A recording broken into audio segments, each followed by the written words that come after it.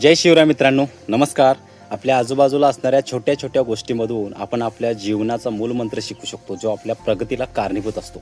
एकदा एक छोटा मुलगा आपल्या आजोबांना म्हणाला, आजोबा मला एक गोष्ट सांगा. त्यावेळी ते आजोबा म्हणतात, ही पेन्सिल आहे, या पेन्सिलीकडून आपल्याला भरपूर काही जीवनासाठी शिकायला मिळतं. तो म्हणतो कसं? तर ते आजोबा म्हणतात, पेन्सिल जरी दिसायला वरनं खूप देखणी असली तर तिला लिखाणासाठी कुणाच्या तरी हातात जावं लागतं. म्हणजेच याचा अर्थ आपल्या जीवनामध्ये आपण यशस्वी व्हायचं झालं तर आपल्याला कुणाच्या तरी मार्गदर्शनाची आवश्यकता ही असतेच. जे पेन्सिलीचं टोक असतं ते जर बोथट झालं तर त्याला धार लावावी लागते. धार लावल्याशिवाय त्याच्याकडून लिखाण चांगलं होत नाही.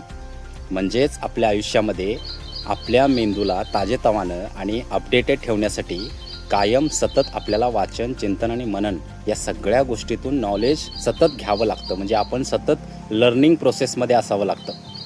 तिसरी गोष्ट, पेन्सिल जर लिखाण करत गेली तर ते खोड रबरनं खोडता येतं.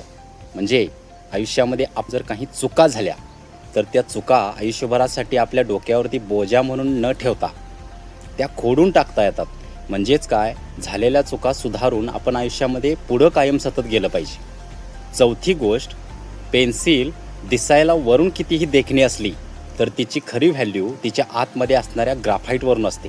म्हणजे तुम्ही दिसायला कितीही सुंदर असला तर तुमचे विचार आणि अंतर्गत मनातून तुम्ही किती सुज्ञ आहात याच्यावरून तुमचे व्यक्तिमत्व ठरतं. आणि शेवटची, पेन्सिल जसजसे पुढं लिखाण करत जाते तसतसं जरी ते पुसलं गेलं तर त्याचे निशाण मागे राहतात. म्हणजेच काय, तुम्ही या जगाचा निरोप घेतल्यानंतर सुद्धा तुम्ही आयुष्यभर असे काम करा, असं कर्म करा की तुम्ही नसतानासुद्धा तुमच्या मागे लोकांनी तुमचं नाव काढलं पाहिजे चांगलं. तुम्हाला कसं वाटतंय कमेंटमध्ये नक्की सांगा. जय हिंद, जय महाराष्ट्र.